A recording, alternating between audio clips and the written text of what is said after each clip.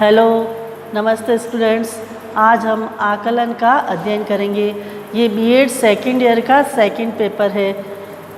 आकलन शब्द सुनते ही हमें मूल्यांकन याद आता है। आकलन मूल्यांकन का ही एक भाग होता है। मूल्यांकन जैसे समय समय पर हम बच्चों के एग्ज़ाम लेते रहते हैं, उसका इवैल्यूएशन करते हैं, वो मूल्यांकन कहलाता है।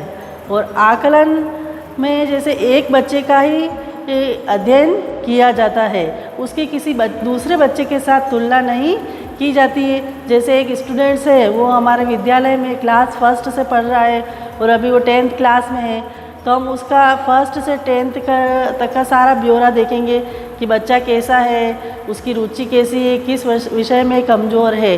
तो आकलन एक स्टूडेंट्स का पूरा अध्ययन करना आकलन कहलाता है। इसमें आकलन में है हम उससे किसी दूसरे बच्चे के साथ तुलना नहीं करते, उसके साथ ही तुलना करते हैं, उसको देखते हैं कि उसमें क्या कमी है और क्या अच्छाई है। तो हम सबसे पहले हम पढ़ेंगे आकलन की परिभाषा। वॉलेस के अनुसार आकलन का तात्पर्य किसी व्यक्ति या समूह के बारे में सूचना संग्रहण, विश्लेषण एवं उनका अर्थ निकालने की प्रक्रिया से है। मतलब आकलन में मैंने अभी बताया था कि किसी व्यक्ति या बच्चे का पूरा अध्ययन किया जाता है, उसकी संपूर्ण स्थिति की तुलना की जाती है, उसके घर, परिवार, विद्यालय का वातावरण, उसकी रुचि, सृजनात्मकता, उसका पूरा ही अध्ययन किया जाता है। एक बालक या किसी व्यक्ति का उसके किसी अन्य व्यक्ति के साथ उसका कंपैरिजन नहीं होता है। अब हम आकलन का अर्थ राय या निर्धारण भी होता है।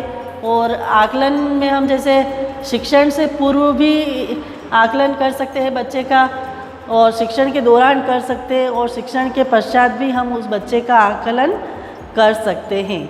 अब आकलन की आवश्यकता एवं महत्व कि आकलन की एक विद्यालय में आकलन की आवश्यकता क्यों होती है, उसका हम अध्ययन करेंगे। सबसे फर्स्ट है विद्यार्थियों में आत्म समझ विकसित करने के लिए।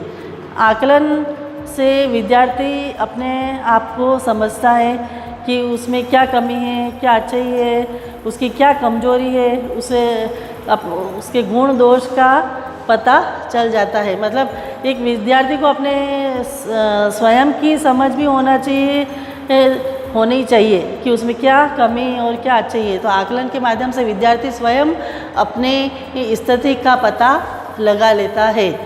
फिर दूसरा है शिक्षक को विद्यार्थियों को समझने में। मतलब दूसरा है कि आकलन के द्वारा एक शिक्षक अपने विद्यार्थियों को पूरा समझ जाता है, क्योंकि आकलन में हम उसकी पूरी, जब से वो विद्यालय में प्रवेश किया है तब से हम उसकी स्थिति का ध्यान में रखते हैं। तो एक टीचर को भी स्टूडेंट का पूरा ज्ञान होता है कि मेरा ये स्टूडेंट कैसा है, इसकी स्वभाव कैसा है, इसकी आदतें कैसी होती है, इसके विद्यालय में समायोजन कैसा है, इसकी पढ़ाई का लेवल कैसा है, क्या इसकी कमजोरी क्या चाहिए। तो एक शिक्षक भी एक विद्यार्थियों को पूरी तरह समझ जाता है आकलन के माध्यम से। फिर विद्यार्थियों की अभिप्रेरणा के लिए कि आकलन के माध्यम से विद्यार्थियों को अभिप्रेरणा भी मिलती है, क्योंकि मैंने बताया था कि आकलन से पता चल जाता है कि बच्चे की रुचि क्या है, उसकी योग्यता क्या है। तो वो अपनी रुचि, योग्यता और आवश्यकताओं को जानकर वो अपने जीवन में अभिप्रेरित होता रहता है कि उसे क्या कार्य करना चाहिए, वो किसके लिए वह योग्य है। तो आकलन से माध्यम से विद्यार्थी मोटिवेट भी होते हैं। फिर अधिगम उद्देश्यों की जानकारी के लिए कि एक शिक्षक जो भी पढ़ाता है उससे पहले वह उसके उद्देश्य निर्धारित करता है। वो अपने विषय के चाहे सामान्य उद्देश्य हो या विशिष्ट उद्देश्य हो, तो वो उन्हीं उद्देश्यों को लेके चलेगा जिनमें उसके विद्यार्थियों की आवश्यकता है। वह उसमें ज्ञान, अवबोध, ज्ञानोपयोग, कौशल आदि विशिष्ट उद्देश्य को लेकर अपने पाठ योजना का निर्माण करेगा। और आकलन से उसे पता चलेगा कि हाँ, मैंने जो उद्देश्य निर्धारित किए थे, मैंने मेरे टीचिंग के लिए वो उद्देश्य पूरे हुए हैं या नहीं। क्योंकि आकलन में ये होता है कि हम स्टार्टिंग से एंड तक का देखते हैं कि उसका क्या रिज़ल्ट रहा है।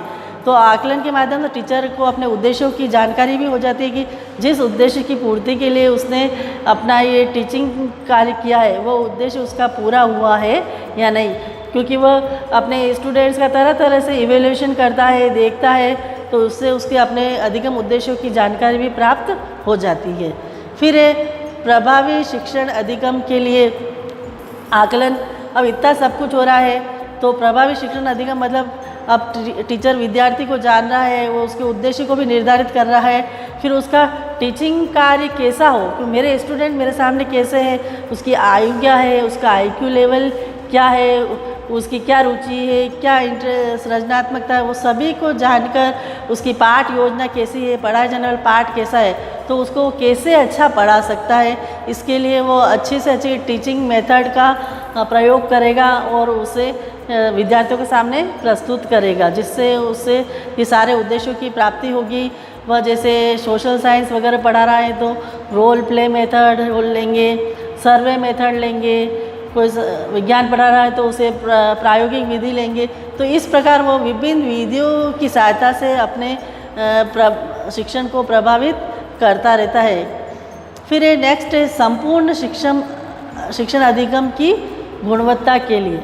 आकलन के माध्यम से एक शिक्षक अपने संपूर्ण शिक्षण अधिगम की गुणवत्ता को जानता है कि वो पाठ्यक्रम से लेकर पाठ्यचर्या तक की उसको पूरी जानकारी रहती है कि ये जो सिलेबस बनाया गया है या जो समय सारणी बनाई गई है ये विद्यार्थियों के लिए अनुकूल है या नहीं है, विद्यार्थी अपने आप को सेटिस्फाइड कर पा रहे हैं नहीं कर पा रहे हैं, इसमें मुझे क्या चेंजेस करने हैं। तो पूरे अपने टीचिंग प्रोसेस, अपने टाइम टेबल, करिकुलम, सिलेबस आदि सभी को वह देखता रहता है, उसका इवैल्यूएशन करता रहता है और फिर वो उसका आकलन करता है, तो जिससे वह अपने संपूर्ण शिक्षण अधिगम की गुणवत्ता को बढ़ा सकता है, क्योंकि आकलन के माध्यम से उसे गुण दोषों का पता चल जाता है। फिर छात्रों की छिपी हुई प्रतिभा को खोजने में आकलन से छात्रों में जो भी उनकी योग्यता है उनके अंदर निहित होती है, वह एक टीचर उनको खोल लेता है, क्योंकि उन्हें आकलन से शिक्षक को पता चल जाता है कि उसके विद्यार्थी की कमजोरी, अच्छाई, गुण, दोष कहाँ उसमें सुधार कार्य है, क्या उसकी रुचि है, किस सब्जेक्ट में उसे आगे बढ़ना चाहिए। अगर वो पढ़ नहीं पा रहा है तो मान लो कौन से वो व्यवसाय में जा सकता है, तो जो भी उसके अंदर प्रतिभा है उसका एक शिक्षक को पता चल जाता है आकलन के माध्यम से। फिर नैदानिक शिक्षण की योजना बनाने में, नैदानिक मतलब डायग्नोस करना, मतलब शिक्षक इतना कुछ कार्य कर रहा है तो उसे समस्याओं का भी पता चल जाता है कि हाँ मेरे सामने मुझे ये समस्या आ रही है, मेरे स्टूडेंट्स को ये समस्या आ रही है, तो अब मैं इसकी कैसे प्लानिंग बनाऊँ, कैसे कार्य करूँ कि ये समस्या दूर हो जाए। तो इस तरह आकलन के माध्यम से एक शिक्षण निदान निकाल लेता है कि ये समस्या आ रही है, फिर उस निदान का वह उपचार करता है। फिर लास्ट है हमारा विद्यार्थियों के मार्गदर्शन एवं परामर्श में सहायक होता है आकलन। आकलन के माध्यम से एक शिक्षक को भी पता चल जाता है और विद्यार्थी को स्वयं को भी पता चल जाता है कि मेरे में ये योग्यता है, और शिक्षक भी जान जाता है कि उसके विद्यार्थियों में क्या रुचि है, क्या योग्यता है, उसे भविष्य में किस ओर उसे अपने बढ़ना चाहिए कैरियर में। तो आकलन से एक शिक्षक अपने विद्यार्थी को जानकर उसे उसी अनुसार एक गाइडेंस और काउंसलिंग देता है, जिससे वह सही मार्ग की ओर बढ़े और भविष्य में वह भटके नहीं। तो आज हमने ये आकलन की आवश्यकता और महत्व का अध्ययन किया। धन्यवाद।